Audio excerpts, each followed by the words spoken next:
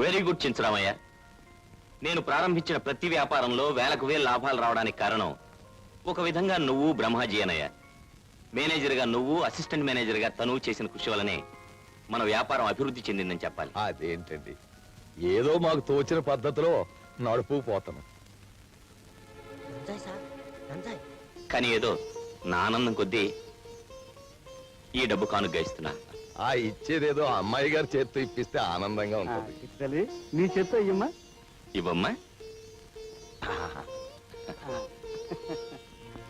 Mister Rajarao, మిమ్మల్ని arrest చేస్తున్నాను.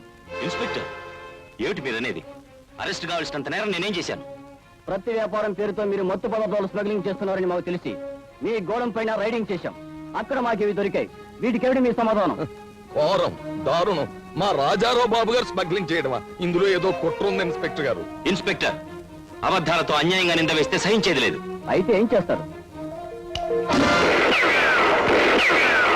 Mister Rajarao, నేరం చేసింది కాక పోలీస్ ఆఫీసర్ని నన్నే షూట్ చేసి తప్పించుకోవాలనుకుంటున్నావేమో. ఏ నాటికైనా నువ్వు చట్టం చేతిలో దొరకపో, నీకు ఉరిశిక్ష పడ్డం ఖాయం. అయ్యో, ఇతను ప్రాణం పోయింది. ఒక్కసారి ఇది వినండి. మిస్టర్ రాజారావు, నేరం చేసింది కాక పోలీస్ ఆఫీసర్ని నన్నే షూట్ చేసి తప్పించుకోవాలనుకుంటున్నావేమో. ఏ నాటికైనా నువ్వు చట్టం చేతిలో దొరకపో, నీకు ఉరిశిక్ష పడ్డం ఖాయం. చచ్చిపోతూ ఇన్స్పెక్టర్ గారు పలికిన ఆఖరి పలుకుల ప్రకారం నువ్వు హంతకుడు అని ఈ బుజ్జిమండ చెప్తోంది. దీన్ని తీసుకెళ్లి చట్టానికి అప్పగిస్తాను. అప్పుడు నువ్వు శాశ్వతంగా కటకటాల వెనకనే ఉంటావు. రే బ్రహ్మాజీ, దేవుళ్ళు అంటే రాజారావు బాబు మీద ఎంత బాండం వేశారు. నిన్ను నిన్ను నువ్వేం చేస్తావు? దొంగగాడిది పారిపోయాడు బాబు. బాబు, ఆ బ్రహ్మాజీ గారు మీకెంత ద్రోహం చేస్తాడనే కల్లో కూడా అనుకోలేదు బాబు. చించరమయ్య, ఇప్పుడు వాడు పోలీస్ స్టేషన్కి వెళ్తాడు బాబు తిన్నగా. కానీ మీకేం ప్రమాదం లేదు బాబు. నేను ప్రమాదం రానేమను. బాబు గారు, మీరు ఆ అమ్మాయి గారిని తీసుకుని ఎవరైనా పారిపోండి బాబు. మిగతా విషయాలు నేను చూసుకుని. కానీ చించరమయ్య, ఇంటి దగ్గర నా భార్య. ఆ ఊరిని తమరు ఉత్తరం ఆయన అమ్మగారిని తీసుకొచ్చి తిన్నగా తమ దగ్గర తీసుకొచ్చి అప్పచెప్పేస్తారు. బాబు, మర్చిపోయాను. ఎందుకైనా మంచిది ఈ కాగితాల మీద 2 సంతకాలు చేసేయండి. అసలు ఈ మద్దతు జరిగిన ఈ తేదీ నాడు మీరు ఇక్కడ లేరని నేను నెమ్మదిగా రుజువు చేయించేస్తాను. మీకే గొడవ ఉండదు. చాలు బాబు, మీరు అమ్మాయి గారిని తీసుకుని అన్నీ బయలుదేరని చెప్తాను. అదమ్మా బాబు, అటు కాదు, ఇలా చెంచు, మనం అనుకున్నట్టే అయిందా? ఈ చెంచురామయ్య పథకం వేసాక మళ్ళీ ఫెయిల్ అవ్వడమే. ఇవిగో 2 ఉత్తరాలు. ఈ హత్య నేనే చేసి పారిపోతున్నాను అని ఒక ఉత్తరం తయారు చేస్తాం. ఆస్తిపాస్తులన్నీ మనకే దఖలు పరిచేసినట్టు 2వ ఉత్తరం. ఇక రాజ్యం మనది. మరి వీడి సంగతి చూడాలి. ఈ పుస్తకం గారి సంగతి నేను చూసుకుంటాను.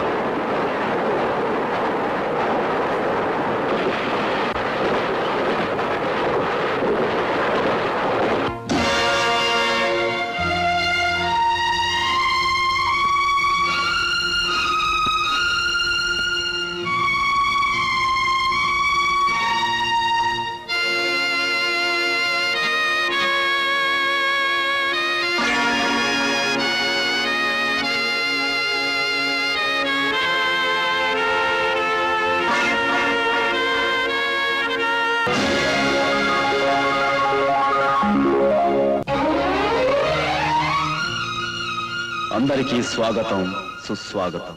ప్రపంచం మొత్తం మీద ఆడవారికి అందాన్నిచ్చేది కుర్తా పైజమా, మిడ్డీ, మ్యాక్సీ, సెల్వార్ కమీజ్. ఇవేవీ కావు.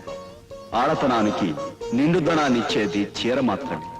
ఆ చీరల తయారీలో కొత్త కొత్త డిజైన్స్ కనుక్కోవడానికి రవితేజ టెక్స్టైల్స్ ఎప్పుడూ కృషి చేస్తూనే ఉంటుంది. లేనిది కావాలని కోరుకోవటం ఆడవాళ్లకున్న అలవాటు. పొట్టిగా ఉన్నవాళ్ళు పొడవుగా కనపడాలని, లావుగా ఉన్నవాళ్ళు సన్నగా కనపడాలని కోరుకుంటుంటారు. వాళ్ళ ఇష్టానికి సరిపడా తయారు చేయటం మన కంపెనీ ప్రత్యేకత. ఏ రకం ఆడవాళ్ళకి ఏ చీర బాగుంటుందో మనమే చెప్పాలి. ఎందుకంటే మనం మగవాళ్ళం గనక. You are perfectly correct. We have to inject this idea into their minds. Now, ఇప్పుడు మీరు ఒక అందమైన అమ్మాయిని చూడబోతున్నారు. ఈ అమ్మాయి పొట్టిగా ఉంది. సారీ, పొట్టిగా కనపడుతుంది.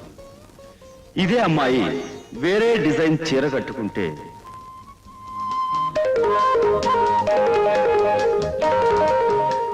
చూడండి, ఇప్పుడు ఈ అమ్మాయి పొడవుగా ఉంది. కేవలం డిజైన్ లో మార్పు వల్లే ఇది సాధ్యం అవుతుంది. అలాగే ఇప్పుడు లావుగా కనిపిస్తున్న ఈ అమ్మాయి ఈ చీర కట్టుకోకుండా వేరే డిజైన్ చీర కట్టుకుని ఉండుంటే ఇదిగో ఇలా సన్నగా నాజుగ్గా కనపడుతుంటారు.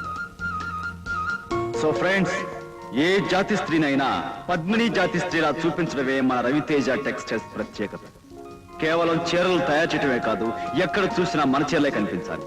మన చీరలు ఆడవాళ్ళ శరీరాలకు కాదు, వాళ్ళ మనసుకు చుట్టుకోవాలి.